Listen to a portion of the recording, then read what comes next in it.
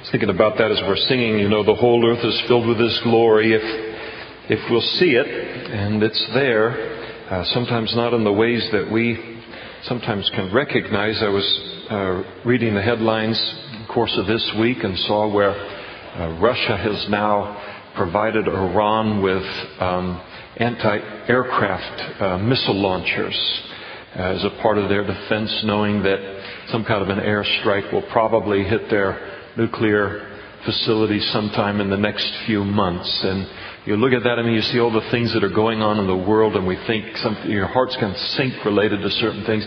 But it's the glory of the Lord. It's all just moving toward His end. We just have to stay busy about telling people about the truth that's found in Him, the salvation that's found in Him, and the last one out, turn off the lights, kind of a thing. And so, chapter 32. Jacob has been called by the Lord, and it's very important to understand this, been called by the Lord to leave Padan Aram, which is there in Mesopotamia.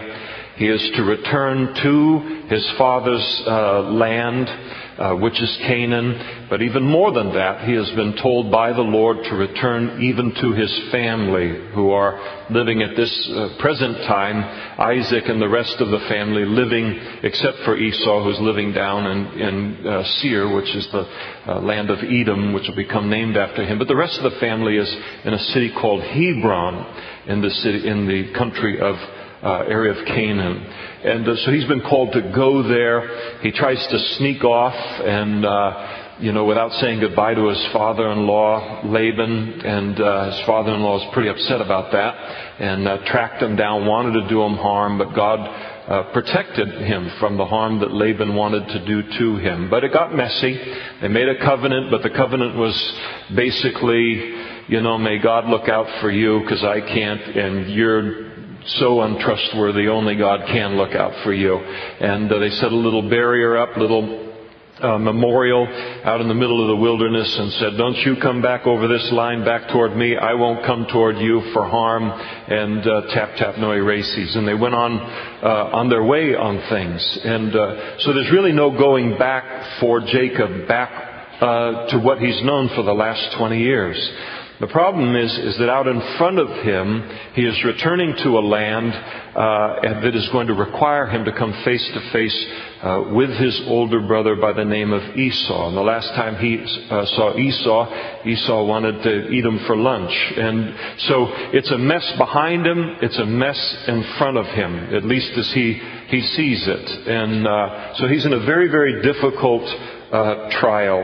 And following this, what had to be for Jacob is not a confrontive kind of person, very skilled in business, very skilled in how to manipulate a situation and these kinds of things, but really to come face to face and be upfront about who he is and what he's doing, and then even with his family and all, that's not something that he's very good at all. So this meeting with Laban, his father-in-law, has really taxed him. And so Jacob went on his way, and the angels of God met him. And so the angels were told in the book of Hebrews, they're ministering spirits sent to minister to the heirs of salvation. And so he probably had not seen angels since 20 years earlier when he was leaving Canaan and heading off to Mesopotamia, sent by his mother. And this would remind him of Bethel. And the angels coming to minister to him would probably be interpreted by him that God is involved in his life, God is involved in his situation, God's looking after him, God is taking care of him. And it was a reassurance that he needed to know that God has,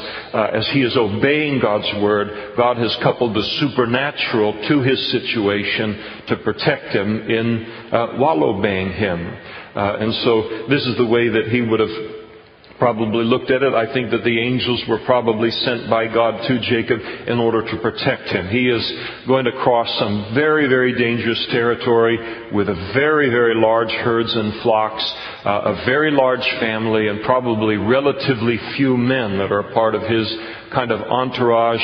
It's like a meal for, the marauding kind of gangs and all raiders which would hit these kind of caravans. And God supernaturally, I'm sure, protects him in the journey. And when Jacob saw them, he said, "This is God's camp." He recognized the supernatural around his life at that time, and he called the place Mahanaim. And then Jacob sent messengers before him to Esau. So he's got his problems kind of wrapped up behind him, got a big problem coming for him. And so he sends some of his entourage to go forward to Esau, his brother, in the land of Seir, the country of Edom. And that's located south of the Dead Sea. That's ultimately where Esau, his brother, settled and established a group of people called the Edomites. And he tells his servants there, commands them, saying, "Speak thus to my lord Esau. Thus your servant," so he's taking this position of humility. He has the birthright, he has the blessing and all, but he's going to approach his older brother now from the position of humility. "Thus your servant Jacob says, I have dwelt with Laban, stayed with him until now. I have oxen, donkeys, flocks, and male and female servants, and I have sent to tell my Lord that I may find favor in your sight." So he launches these messengers to go out ahead of him, basically saying, knowing that his brother's going to hear about his return, go out, meet him before he gets to us, in case he's really upset still 20 years later, and let him know that I've got plenty of flocks, I've got plenty of herds, I've got plenty of family, plenty of servants. I'm coming back to Canaan not to take anything away from him. In other words, Jacob is communicating, Esau, I'm no threat to you. In coming back. Then the messengers, they returned to Jacob saying, "We came to your brother Esau, and he is also coming to meet you, and 400 men are with him." Now, you usually don't bring 400 men with you to break out a picnic basket and hug each other and all that kind of thing. That was we're not talking about countries at this time that are dominating that part of the world. That part of the world was dominated by tribes. To have an army of 400 armed men was to have a considerable kind of army. And you normally brought them with you when you thought you might run into trouble or you wanted to create a little bit of trouble. Now these messengers, I probably wouldn't send them out again. It'd be like a one strike you're out program on things. Because they go out, they see Esau with the 400 men coming, they come back and they give the word to Jacob, but they don't bring any word about Esau's emotional state. Is he bent on revenge? Is he bent on, greeting us as we come back into the land? Can you tell me anything more about, what his state of mind is? And they didn't, try and get any more information than that. And because Jacob doesn't know that, but Jacob does know how to manipulate things, that's what he starts to do. Verse 7, the reaction of the news was that Jacob was greatly afraid, filled with fear and distressed, filled with worry. It's a wonderful combination, isn't it? But that's what he's filled with. And then under the, kind of weight of that, the influence of that, he goes into action, and he divided the people that were with him and the flocks and herds and the camels into two companies. And he kind of says to himself, if Esau comes to the one company and attacks it, then the other company which is left will escape. So he breaks his family up, breaks his herds and everything up into two groups. Actually, his herds and wealth and servants into two groups. He keeps his family with him. And he's going to put some distance between the two groups. So if Esau swoops down on them with the 400 men and he slaughters one group, that maybe he'll think that that's all that there was to Jacob and what he possessed, and then one half of the group would survive in this attack. And so he doesn't know what, again, Esau's frame of mind is. He has to kind of be prepared for anything. Now the interesting thing, in being filled with the greatly afraid and distressed, what has Jacob done? He has completely forgotten how God protected him from Laban not too long ago. Isn't it amazing what short memories we have and what great forgetteries we have. When we face the new crisis that requires faith and the thing that is completely beyond our resources and would fill us with worry and fill us with fear, sometimes it's like every time we face that, we're facing it for the first time because we forget our history with God. And all of us who've walked with the Lord for any length of time, we have a history to look back on, where what we are facing today, what we are facing tomorrow, what we will face next week, it's not a blank blackboard. We have a history of God being faithful to us that we need to remember and bring to bear on this situation in order to give us perspective that we need. But he forgets here and starts to move into this other way of doing things. So at this point in his relationship with the Lord, Jacob's still the kind of guy that devises a plan and then prays. He's going to pray here in verse 9 in just a moment. And the better way, he'll get there, but we need to observe it for our own lives in case we're kind of where Jacob is right now. A better way is to pray and then have God give us His plan for the situation or His reassurance in the situation and then do whatever it is that He tells us. But Jacob's the kind of guy now where he's going to put his plan in play. He's going to get the whole thing rolling, and then he's going to ask God, now bless this great thing that I've done. And Jacob said, O God of my father Abraham and God of my father Jacob, the Lord who said to me, return to your country and to your family. So he heard that from God. And I will deal well with you. He reminds God of the promises that God has made to him. And that is a wonderful prayer, to take the promises of God and say, God, I remember where you said in Ephesians chapter 3 or in Ephesians chapter 1, this promise or that, and Lord, and so just like you have said to me in your word, and you remind God of His promises. Why? Because God forgets His promises. He doesn't forget His promises.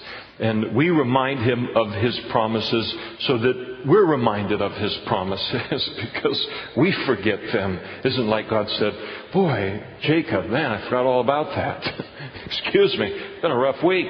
And so it's never that way with God. It's good for us to remind the Lord, you promised me this. That's why I'm here in the middle of this situation to begin with. You said these things to me, and I am not worthy of the least of all of the mercies and all of the truth which you have shown your servant. For I crossed over this Jordan with my own staff, and now I have two companies. And there's that recognition here that God has blessed him. He left the land with nothing. Now he's coming back with so much that the Lord has blessed him with, and how good God has been to him and active in his life. Deliver me, I pray, from the hand of my brother, from the hand of Esau. That's just a clear, direct prayer. God, he is coming, and I don't know what his frame of mind is. Would you deliver me from my brother who's getting here? Just simple, direct prayer.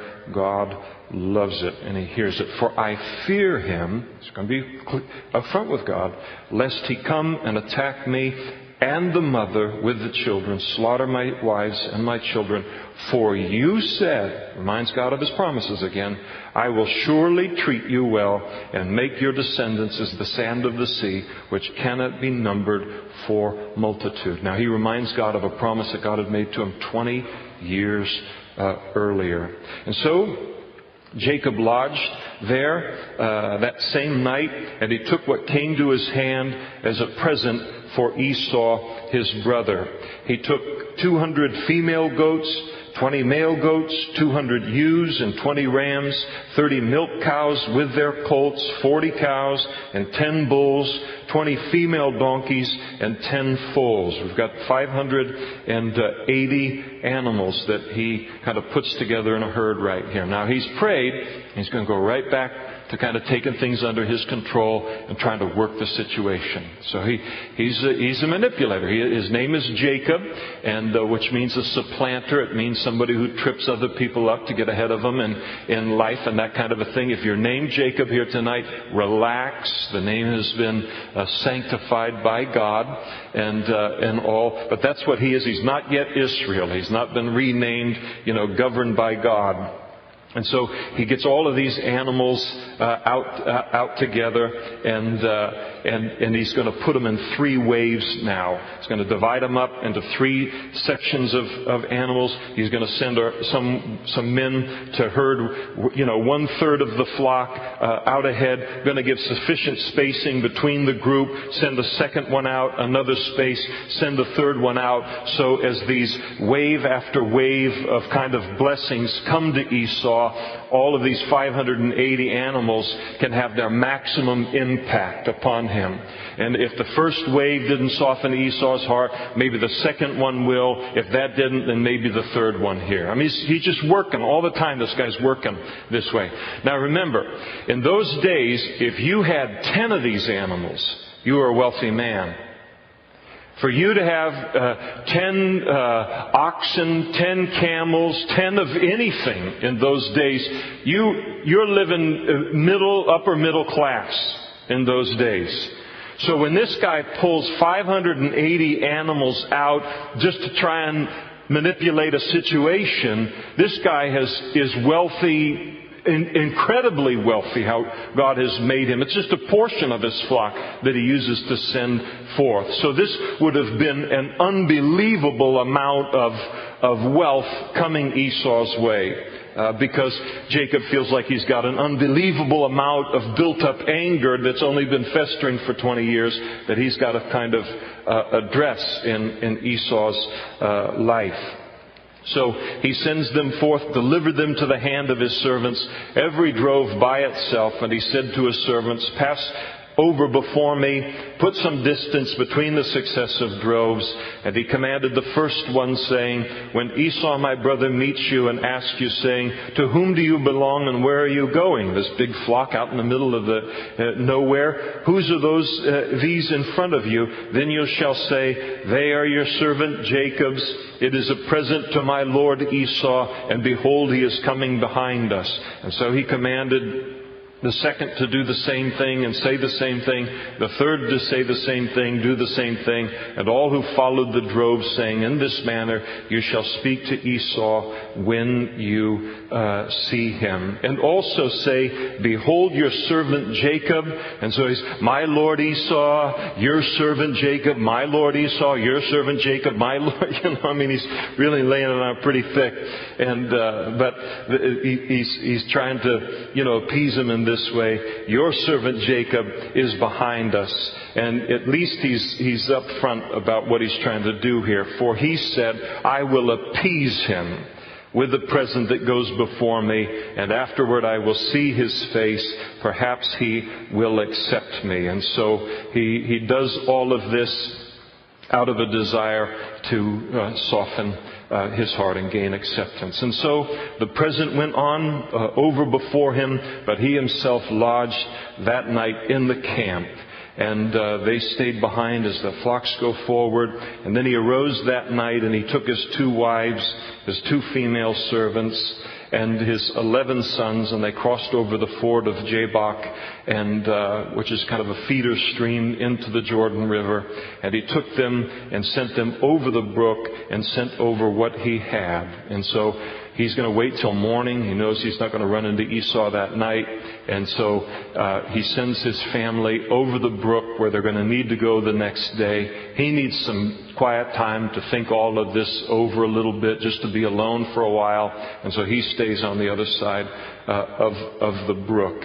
And so then Jacob was left alone, and a man wrestled with him until the breaking of day. Now we'll find out in verse 30 that this man is none other than God that he's wrestling with all night. And what you have here is what is known as a theophany or a Christophany, and that is an Old Testament appearance of Jesus Christ in the Scriptures. So he's wrestling with God.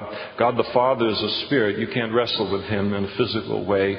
So he must be wrestling with Jesus here in a Christophany. So he wrestles with him all night until the breaking of day. Verse 24 is an amazing verse, especially if you've done any wrestling.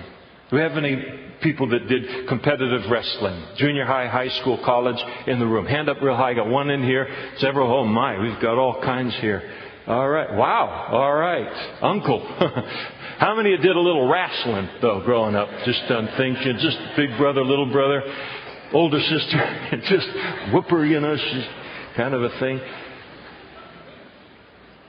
How many of you have watched wrestling, not wrestling, but wrestling in the Olympics? So probably most of us have. I mean, have you ever, except maybe the heavyweights, you ever seen a fitter group of people? I mean, you can not only see every muscle in their body, you can see every vein in their body. And you watch them wrestle. For those of you who've wrestled, how long is the period? Is it 2 minutes? How many? 3 minutes, just like boxing then. Okay, so you're 3 minutes out and then a break. Got a 1 minute break? How long is the break before? You got three rounds, right? How long is the break? 1 minute between them? Okay, we've got this established. Huh? No break? So there's 3 minutes and it's done? Huh? Okay, I gotta hit a little bit louder now. Oh my. Is this Olympics or college? Okay. Well, so there's a difference then between these two. Okay, which one has the break? Olympic or college? None of them have. What Olympics was I watching? Okay, let's go back to the texture. I'm going to have to get straightened out on all this. But you watch those guys. Wait a second. So what do? They start and they go till they finish? What? They switch positions. Okay, so they go for a period, and then after that period, they switch positions. Okay. Okay. Right. So they don't stop, but when the period is over, they switch positions, but it's ongoing. Okay. We won't go into track and field tonight. It's an illustration. But you watch those guys. You watch those guys, and I mean, they are about as fit an athlete as you have in the whole world. And you look at just a few minutes. We'll decide how many minutes another time. But in just a few minutes, I mean, how much has been demanded from them. And here is Jacob. He wrestles with the Lord all night. All I know about it is this. I did a little wrestling. You'd call it wrestling. In junior high, we had to do it in our PE class. And it's like boxing, but even more. But you do that wrestling, and after a period of time, I mean, your lungs are on fire trying to pull air in, and the whole deal, it's exhausting. Do you know how strong a person, those of you in wrestling, you know. I mean, it's off the graph. How strong this guy is to wrestle with God all night. And he won't give up. And he won't give up. I remember one time I wrestled my brother, a twin brother. And I had a cousin come out from back east, and he decided that he was going to help us determine which one was the tougher. And so my brother Gabe, and at that time, he was probably 2 inches shorter than me and a little bit lighter than me. We both didn't weigh anything. And now he towers over me, and he's a giant. He could break my neck. But that happened after his senior year in high school. Just takes that ball and dunks it, boom, like that. I was so glad he couldn't do it before then, but because he'd have whipped me in basketball too. But I remember he put us in the backyard, and they put a mattress out there, which we completely destroyed, and they just had us like fight to the death. And I mean, I could not get him to say uncle. I mean, just it was going to do him major physical harm. And you couldn't get it out of, he was going to die before he said it. And so this kind of stuff goes on in homes. I'm not commending it, but it does. But here he wrestles all night long with God. And he won't break. When we talk about Jacob being a strong person, a strong, determined, I am going to win. I am not going to lose. I'm going to come out ahead on this. This is the kind of determination and kind of inner strength that this man had. He's wrestling with Jesus. And he will not, and does so all night long until the breaking of day. And when he, that is Jesus, this man that he's wrestling with, saw that he did not prevail against him, it will get into the fact that, he could have whooped him in a second, but God's trying to do something else in his life. When he, that is Jesus, saw that he did not prevail against Jacob, he touched the socket of his hip, and the socket of Jacob's hip was out of joint as he wrestled with him. Now, how many of you have wrestled? Let me get out of the lights here. How many of you have wrestled? It's no good. They're all over the place. How many of you have wrestled and then had your hip go out of joint in the course of the wrestling match? All right. Well, Jacob's in a legal one now on this, isn't it? I remember one time, look at this, I feel like an evangelist. Where's my hanky? That feels good, actually. No, we don't want to go there. I remember, I think it was a TV show, watching it many, many years ago, and I thought about Jacob and this whole thing. And there was a group of men who were going to ride their motorcycles across the Sahara Desert. And they had been physically training for it for months. They'd got their bikes all situated and the gear and everything for desert, all that kind of stuff. I mean, they were fit, young, ready to hit this thing, very experienced. 1 to 2 days into the desert, one of the guys spills his bike. And he comes down off of the bike, and when he lands, even into the sand or whatever he landed on, he dislocated his shoulder. Now, there's no EMTs out there to call on the thing. Dislocates his shoulder, and he dislocates his hip. And he said on the show, as he was talking about it, he said, the pain in my hip from being out of disjointed, he said it was so great that I could put the weight of my entire body on my dislocated shoulder in order to take weight off of my hip, and I never noticed the pain in my shoulder. He said it was the most excruciating thing that he knew, the hip out of joint. So here he is. He's wrestled all night with God. He's got a hip out of joint. I mean, you're talking about unbelievable pain here in all that he's in the middle of. And then he, that is this man, Jesus said, let me go, for the day breaks. And Jacob said to him, I will not let you go unless you bless me. Now, don't picture in your mind that Jacob has the Lord Jesus like pinned and they're waiting for the double slap, on the mat or something like that. Now we move into the boxing side of things. You ever seen a boxing match where the guy's just getting pummeled to death, but he won't give up? And he just keeps hugging that guy, and now he's holding on to his opponent, for dear life, hoping for some miracle to happen. Maybe the guy will trip, hit his head on the rope in the corner and be knocked out. And that's what Jacob is doing. He's just holding on for dear life, completely exhausted. And Hosea chapter 12 verse 4, if it's not written in your margin there, you ought to put it in the margin to refer to.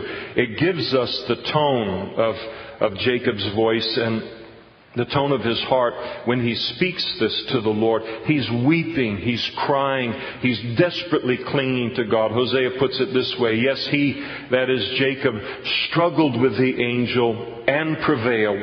He wept and sought favor from him and found him in Bethel, and there he spoke to us. And so he's weeping, he's crying, he's begging this one that he is wrestling with for a blessing, for favor. And then Jesus said to him, what is your name? And he said, Jacob. It's interesting that here the Lord would ask him what his name is. It's not because the Lord doesn't know what his name is. He's going to make him say what his name is. What's your name? My name is Jacob. My name is supplanter, manipulator, heel catcher. That's my name. God makes him say it, makes him confess it, and then in essence is saying to him, look where it's gotten you in life. You're a strong man. You're an incredible man in terms of the measure of men, but look at where you're directing all of this strength and see where it's put you. You've got Laban behind you. You can't go back. You've got Esau in front of you. You can't go forward. Look at where your strength and your manipulations have taken you. Your unguarded, unguided strength has taken you in life. And notice the blessing then that the Lord gives to Jacob. And all of us are Jacobs, by the way. Every single one of us, we may have more or less strength, usually less than Jacob has. But one of the wonderful things about life, it's painful, but it's a wonderful thing when this happens between a person and God. We come to the end of our strength, the end of our manipulations, the end of our abilities, the end of all of this, and we're broken, all of our cleverness, it all adds up to a life that we look at, and God says, now look at that. Look at what you've done and what you've made for all of your genius and all of your strength. It's interesting to me, sometimes you see people that, they reject God, they reject the existence of God and all of these things, and they consider themselves so bright and such geniuses, and then you look down at their feet and they've got a blue sock and a black sock on. Can't even match their socks. You take that on into life, a little bit further. And here, he's just exposing him. Take a good hard look at your life and see if you don't need me in your life. He's praying for that blessing. And then the Lord said to him, your name, here's the blessing, shall no longer be called Jacob, manipulator, supplanter, heel catcher, but Israel.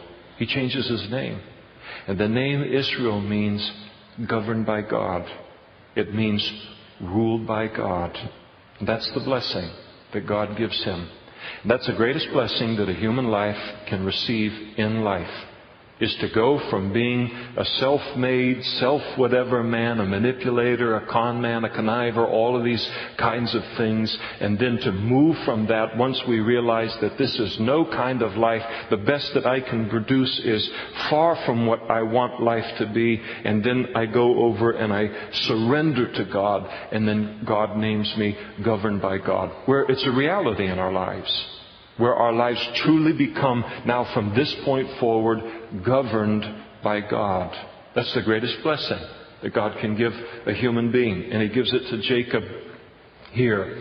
And Jacob then speaks to him, the Lord speaks to him and says, for you have struggled with God and with men and have prevailed.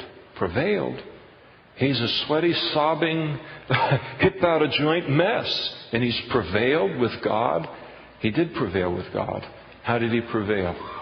Prayer and brokenness, humility, surrender, and coming to the Lord in this way.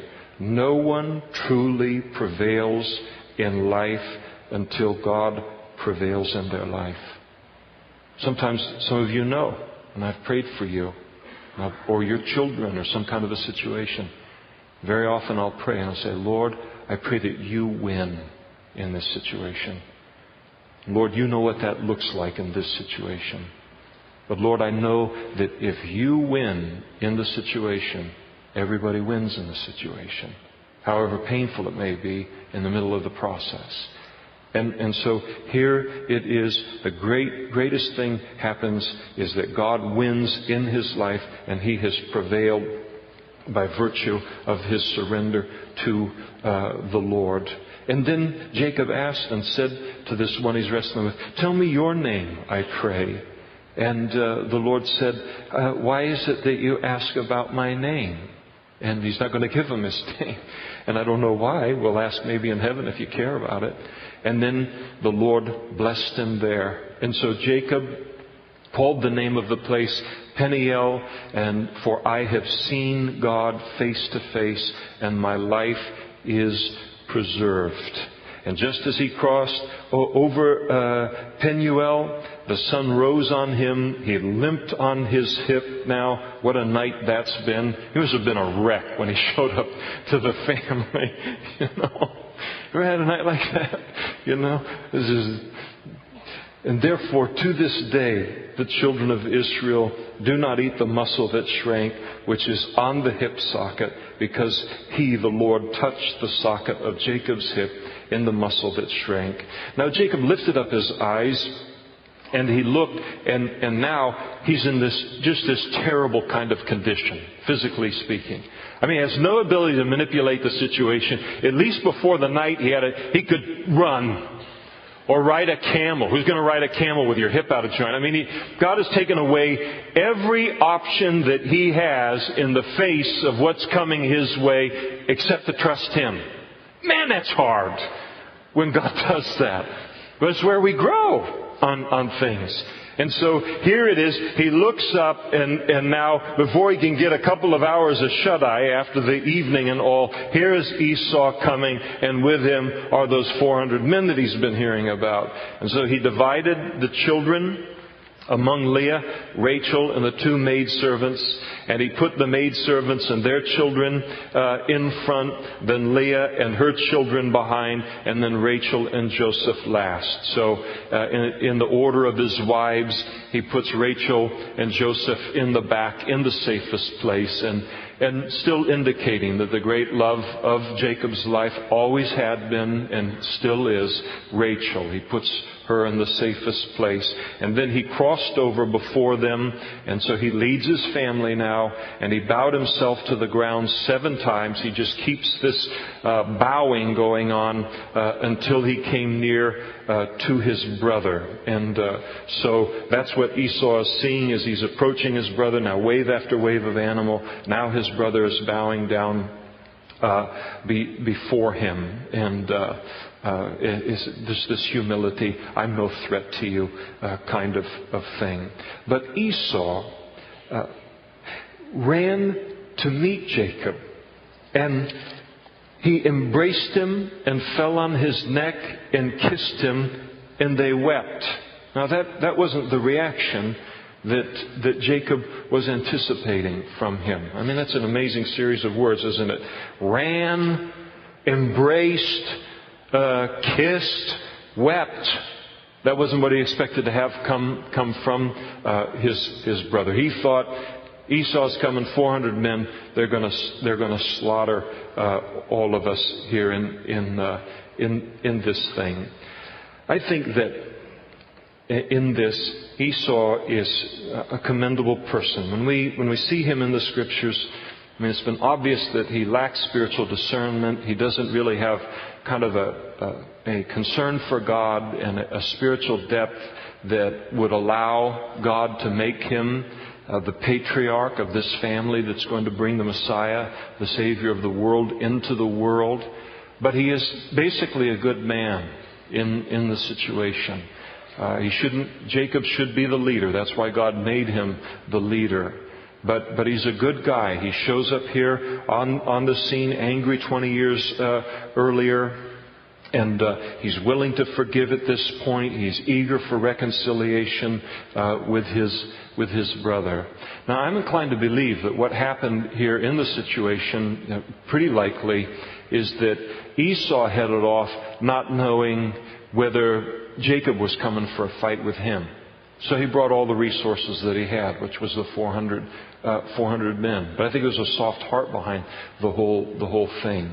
Or it may very well be that he's heading to take Jacob's head off, and somewhere along the way that God speaks to him in the same way that he spoke to Laban and warned him, don't touch Jacob.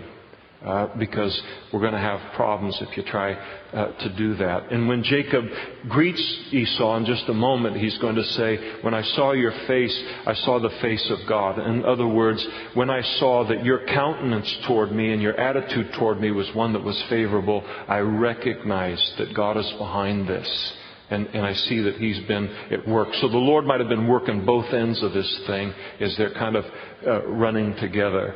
Isn't it interesting that just about 99.44%, at least 90% of the things that we worry about in life end up not being something that you need to worry about at all? I mean, he's all worried and anxious and the whole thing. He's living in God's will. He's obeying God and the whole thing. And he's worried to death and there's nothing to worry about.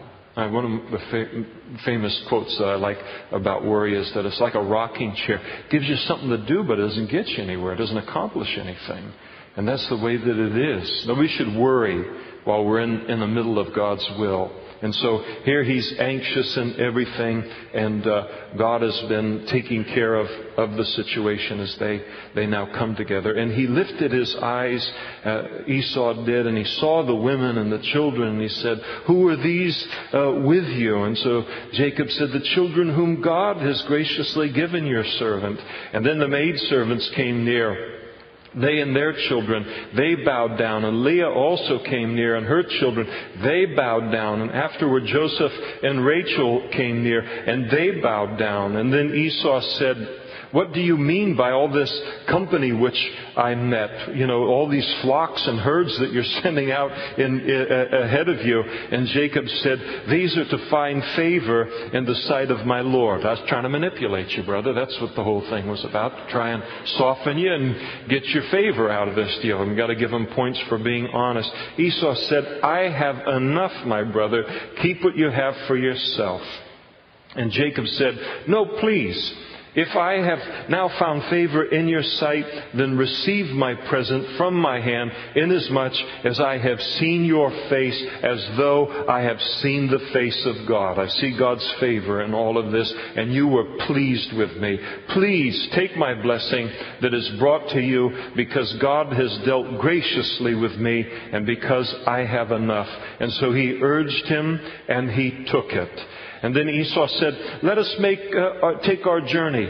Let us go, and I'll go before you." But Jacob said to him, and the idea is, "Come on, let's make our way to Seir.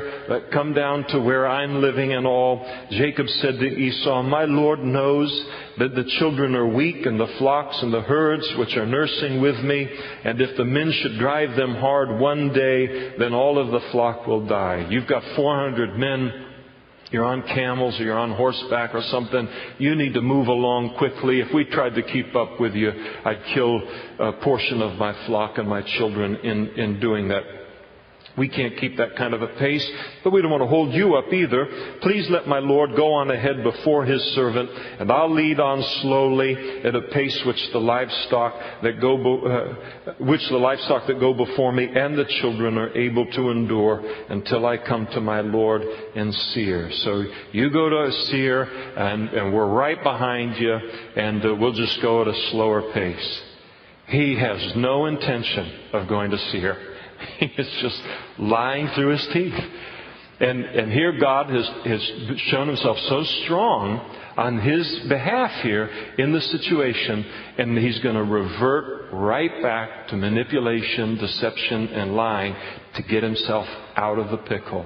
And so rather than just saying, "No, God has told me that I am to return to the land of my fathers. I am to return to my family. That is our father Isaac." If he were to say that kind of thing, it would make Esau realize that Jacob is coming now to fulfill what God's called him to do as the head of the family, having the birthright and the blessing. He doesn't want to open that can of worms, and so he lies to get out of the immediate situation. So he's got two names right now. He's got the name Israel, ruled by God, and he's got Jacob.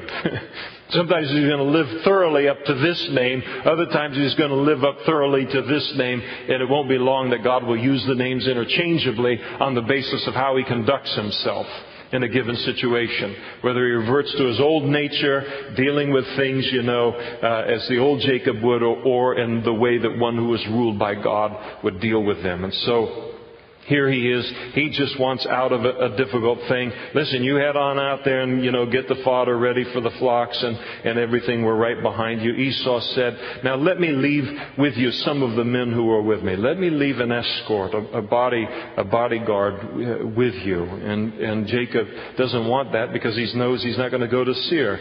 And he said, "What need is there? Let me find favor in the sight of my Lord." And so Esau, he takes a man at his word. He returned that day on his way to Seir. And they will not meet again until they bury their father together several years later. And Jacob journeyed to Succoth. And so here is, you've got Israel north and south, and Esau leaves that place by the brook of Jabbok, and he goes straight south down to the southern tip of the Dead Sea. And then what does Jacob do? He does a hard 90 and goes due west to Succoth. I mean, he doesn't even take 2 steps to the south and trying to get to where it is that he wants to go. So he goes there, he builds himself a house, and he made booths for his livestock. And therefore he called the name of the place Succoth, which means booths. He just named, they're very literal in those days, so he just names it after what it is that he has done there. And then Jacob came safely to the city of Shechem, which is in the land of Canaan. So now he crosses over the river Jordan. Now he is formally in the land of Israel, comes to the Shechem, and when he came from, let's start over again. Then Jacob came safely to the city of Shechem, which is in the land of Canaan, when he came from Padan Aram, and he pitched his tent before the city. And he bought the parcel of land where he had pitched his tent from the children of Hamor, Shechem's father, for 100 pieces of silver. And then he erected an altar there and called it El Elohe Israel. And so this is his move that he makes. Buying land, verse 19. He settles in next to Shechem and he buys land. And when you buy land somewhere, that's an indication that you're going to settle in and stay for a while. And he intends to settle in near Shechem and to stay there for a while. There's a real big problem with that. And it's a problem that God knew about. And that's why God told him, go to Hebron, or go to where your father is and your family is. The problem with settling next to Shechem is it was a Canaanite city. And it was one of the most wicked Canaanite cities in all of the land at that time. So he's settling next to a very wicked city, a city filled with very, very bad influence. It is one thing for the Lord to take us as a missionary to another place around the world, or maybe to another part of the town that we live in that is a dangerous place and maybe an ungodly place.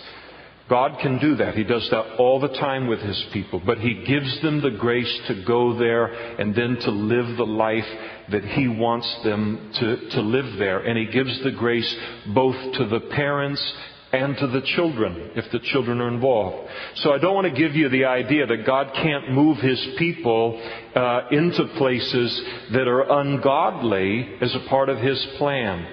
But this was not a part of His plan for Jacob. Jacob is not supposed to be here, and he is not supposed to take his family here. But that's what he does. And Jacob is very, very much at fault here in all of this. God said, again, return to the land of your fathers and to your family, and I will be with you. Genesis chapter 31, verse 3. You might write it in your margin. His father there in Hebron, and Jacob is not going to end up in Hebron until the end of chapter 35. And between this point of his self-will, where he knows better than God, and he's going to make decisions, and he's going to fall back into his own ways, and he's going to deliberately disobey God, and the time that he ends up where he's supposed to be, enormous damage is going to be done to his family. And it's very, very sad.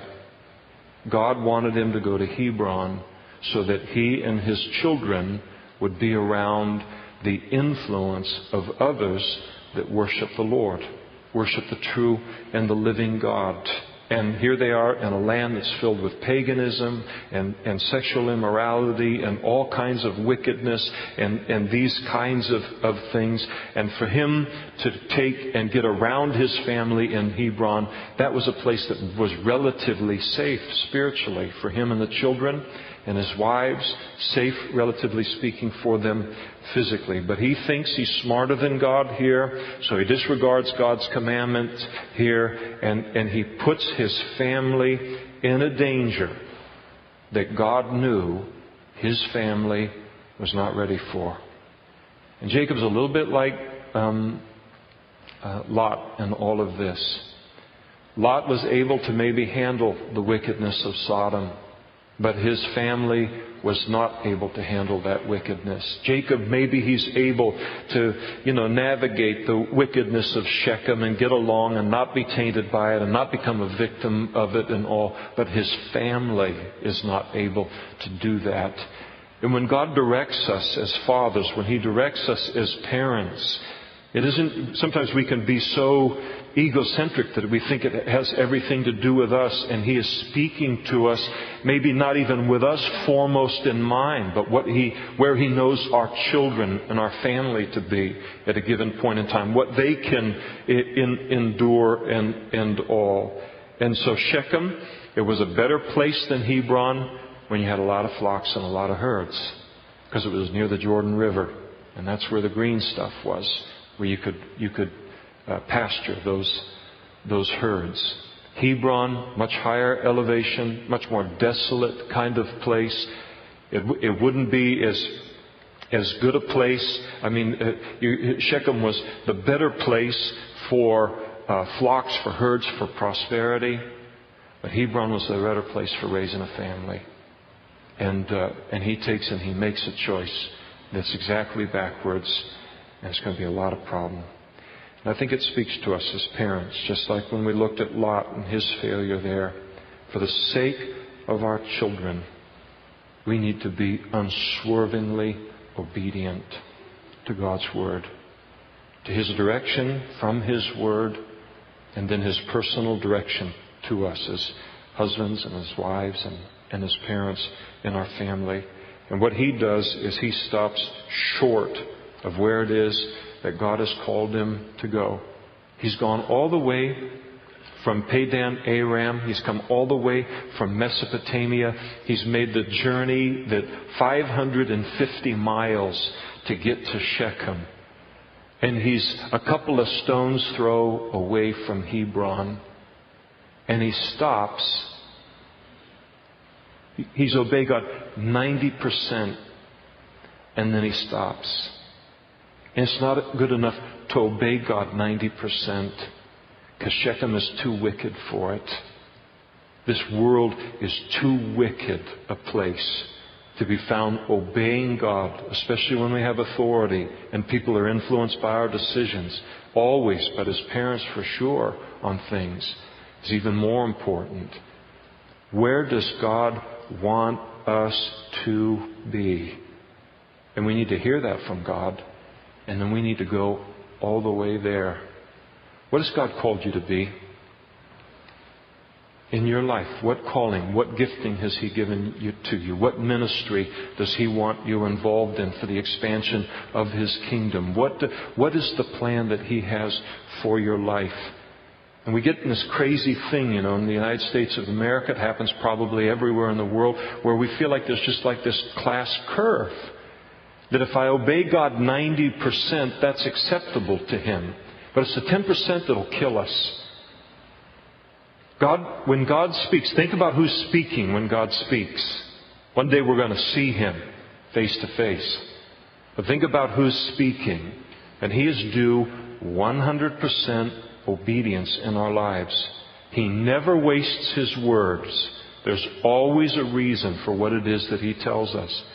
And maybe you've got a thing where you're settling down near Shechem and it's not God's plan for your life. Maybe you've even bought a piece of land and you've looked at it and say, I've given God 90% of my life and 90% of this and that. I got a little room for me to do some leeway and have things the way that I want. Look out. Look out. God knows what can blindside us overnight in the wickedness of this world. He's to be obeyed 100%. That is the only safe place in this world for me and then for my family and those others that are affected then by the decisions that we make. He is dead wrong in what He's doing here. He is dead wrong. And He builds an altar there. as if the altar will mean anything to God. It doesn't do any good to offer some kind of a sacrifice and to take and build an altar to the Lord while I'm living in deliberate disobedience to Him. Because the Bible says to obey is better than sacrifice. That's the greatest altar, that's the greatest sacrifice we can offer Him, is to obey Him 100% in our lives. And so He takes and He erects this altar that means nothing to God because God sees the trouble that's coming.